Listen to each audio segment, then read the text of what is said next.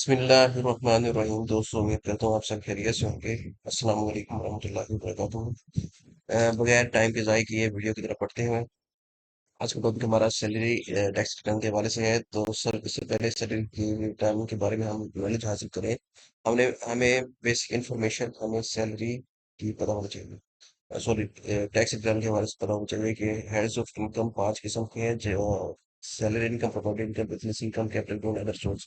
इन पांचों के मजमूए से टोटल इनकम आती है। उससे के बाद अगर कोई डिडक्टिबल अलाउंस है तो वो लेस करके टैक्सेबल इनकम की तरफ मूव करते हैं, तो हमारे पास टैक्सेबल इनकम आ जाती है। इसके ऊपर टैक्स रेट अप्लाई होता है, टैक्स पेबल फिर कैलकुलेट होता है टैक्सेबल इनकम पर, और टैक्स पेबल रेट अप्लाई करके हम टैक्स पेबल निकालते हैं। इसके बाद अगर हमारे पास कोई टैक्स क्रेडिट्स हैं या टैक्स ऑलरेडी हमने एडवांस में पे किया, तो वो लेस करके टैक्स पेबल या रिफंडेबल निकल आता है। तो इसके बाद अब सैलरी की इंफॉर्मेशन की तरफ बढ़ते हैं, कि हमने सैलरी की रिटर्न फाइल करते हुए किन चीज़ों का की एहतियात करनी है, ताकि हम एक अच्छी अ, इस ऐसी रिटर्न फाइल करें जिसके बाद केसेस अराइज होने के चांसेस बहुत कम हों। तो हमने सबसे पहले इंफॉर्मेशन गैदर करनी है, bank statement, salary sheets, expenses की रिकॉर्डिंग करनी है। एसिड्स अगर उस शख्स के नाम है पे हैं तो वो भी उसकी रेलेवेंट इंफॉर्मेशन गैदर करनी है। एडवांस टैक्स पेड अगर टैक्स एडवांस में पे किया हो तो भी हमें इंफॉर्मेशन लेनी है। अच्छा, ये इंफॉर्मेशन हम जो है वो उस रेलेवेंट शख्स से लेंगे जिसकी सैलरी रिटर्न हम फाइल कर रहे हैं। एक तो ये है कि हम उस शख्स से लेनी है रेलेवेंट इंफॉर्मेशन, दूसरा ये है कि हम आईरस पे आकर खुद भी एफबीआर की साइट से भी इंफॉर्मेशन हासिल कर सकते हैं, जो ऑथेंटिक होने के चांसेस जिसके कम है, लेकिन फिर भी हमने वो देखना जरूर है, ताकि कोई ऐसी चीज हमसे मिस ना हो जाए कि बाद में मसला हो जाए। ये इंफॉर्मेशन जो एफबीआर की साइट पे होगी, ये दोबारा बात आपको बता दूं कि इसमें गलती हो सकती है। आपने ये सिर्फ एक मदद के तौर पर आपने इंफॉर्मेशन देखनी है। बाकी आप उस शख्स से इंफॉर्मेशन हासिल ज्यादा से ज्यादा करें, लेकिन इधर से भी आप हेल्प ले सकते हो। तो आपके पास दो जगह है एफपीआर से जहाँ आप इंफॉर्मेशन हासिल कर सकते हैं। इंफॉर्मेशन एमआईएस में जाके इंफॉर्मेशन सेंटर में पेमेंट डिटेल में जाएंगे, इधर आकर आप डेट लिखेंगे जिसकी आपने अब 2024 की रिटर्न है, तो रकम जुलाई 2023 से लेकर 30 जून 2024, ये रेलिवेंट पीरियड है। तो इसकी हम ये अब हमारे पास इंफॉर्मेशन आ जाएगी। ये 2024 की पेमेंट्स डिटेल है जो हमने पेमेंट की है। इसमें आप जो सेक्शन 149 सैलरी पे एम्प्लॉयर ने हमारे डिडक्ट किया है वो भी आ रही है। प्रॉफिट ऑन डेब्ट भी आप देख रहे हैं कि 151 के तहत आ रहे हैं। एक ये मोटर व्हीकल सेल पे भी टैक्स डिडक्ट हुआ है, 10,000 रुपया।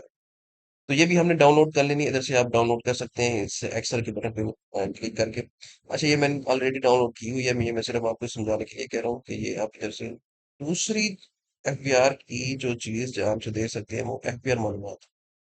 अब इधर जाकर एफबीआर व्हीकल्स के तो अगर व्हीकल्स में जाएंगे तो ये पता चल जाएगा कि इस बंदे का तो ये व्हीकल है। हो सकता है कि इसके नाम और चीजें भी हो जो इधर शो ना हो रही हो। तो हमने उस शख्स से डिटेल लेनी है कि अगर वो कहता है कि मेरे नाम घर भी है, मेरे नाम कोई और गाड़ी भी है जिसकी डिटेल इधर नहीं आ रही, तो वो भी हमने उससे डॉक्यूमेंट लेने हैं कि आप इसके डॉक्यूमेंट दें कि आपके नाम वो गाड़ी हुई है, तो हम रिटर्न में वो भी शो करें। अब इधर सिर्फ मोटरसाइकिल आ रही है, लेकिन इस शख्स ने मुझे बताया था कि मेरे नाम गाड़ी भी है, तो वो भी मैंने रिटर्न में इंक्लूड किया। मैं वही बात कह रहा हूँ कि ये इंफॉर्मेशन अथेंटिक होती है, लेकिन इधर कुछ इंफॉर्मेशन मिसिंग भी हो सकती है। तो आपने ये हेल्पफुल हेल्प के तौर पर लेना है कि आपके के पास कोई चीज़ रह जाए। बाकी मजीद आपने उस शख्स से भी इंफॉर्मेशन लेनी है। अब इधर पेमेंट्स एंड विथहोल्डिंग में जाकर ये भी आप डाउनलोड कर सकते हैं एक्सेल। तो ये दोनों चीज़ें मैंने की हुई हैं इंफॉर्मेशन हासिल करने के लिए। इससे हमें एडवांस टैक्स पेड भी पता चल जाएगा, एसिड नाम इसके नाम कितने हैं वो भी पता चल जाएगा। बैंक स्टेटमेंट हमारे पास ऑलरेडी है, सैलरी शीट की वर्किंग हमने कर लेनी है। बैंक स्टेटमेंट की रिकॉन्सिलेशन पीएम कि बैंक स्टेटमेंट की क्रेडिट डेबिट साइड पे जितनी भी इंफॉर्मेशन आ रही होगी वो हमने प्रॉपर तौर पे रिकॉन्साइल करनी है। ये एक छोटी सी मैंने सिर्फ समझाने के लिए एक मंथ की ली हुई है। 710 ओपनिंग था, 69180 सैलरी, इनकम आई 63674। ये जो है ये मेडिकल अलाउंस के तौर पर इसकी इसे एम्प्लॉयर की तरफ से। अच्छा, ये भी अब हमने एक एक चीज जो जो क्रेडिट हो रही है वो भी देखनी है, और जो जो डेबिट हो रही है वो भी देखनी है, ताकि हमारे पास कोई चीज स्किप ना हो जाए। हमने एक मुकम्मल रिकॉन्सिलेशन करनी है कि क्रेडिट और डेबिट साइड जो है ओपनिंग है, फिर क्रेडिट है, उसमें से जो डेबिट है वो लेस होंगे, फिर उसके बाद ही एक क्लोजिंग हमारे पास आएगा। तो वो हमने प्रॉपर रिकॉन्सिलेशन करनी है एहतियात से, कोई चीज रह ना जाए। बैंक स्टेटमेंट की रिकॉन्सिलेशन कर लेंगे, मंथ वाइज सैलरी की वर्किंग कर लेंगे। ये है 70,000 सैलरी है उस बंदे की। 70,000 पे अब ये इनकम बन गई 840,000 एनुअल। अब 2024 के अगर टैक्स कार्ड, मैं उम्मीद करता हूँ कि आपको यूज करना आता होगा, 6 लाख तक एग्जाम थी, 6 लाख से ऊपर ये इनकम है तो 840,000, 240,000 अब टैक्सेबल हो जाएगा। 240,000 जिस स्लैब में आता है उस पे रेट लगता है 2.5%। तो 6 लाख एग्जाम्प्ट है, 6 लाख से ऊपर 240,000 है, 240,000 तो हमने 2.5% से मल्टीप्लाई किया तो 6,000। 6,000 को 12 पे डिवाइड किया तो 500 आ गया। अब मजीद ईओबीआई सॉरी हमने डिडक्ट किया। ईओबीआई को डिडक्ट करने के बाद हमारे पास नेट सैलरी आ गई जो हमने पे करनी।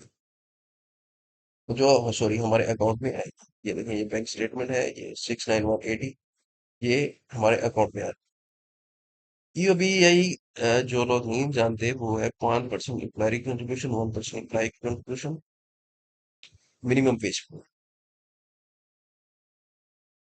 इसके बाद हम reconciliation of inflows and outflows करेंगे, वो भी एक प्रॉपर वर्किंग करेंगे। तो ये यहीं तक वीडियो खत्म करते हैं। उम्मीद करूंगा आपको समझ आई होगी। चैनल को सब्सक्राइब करें तो हमें याद रखें। अल्लाह हाफिज़। अगले टॉपिक में इससे आगे हम सैलरी की वर्किंग को समझेंगे, जो निहायत इम्पोर्टेंट है। तो अगली वीडियो जरूर देखें। अल्लाह हाफिज़।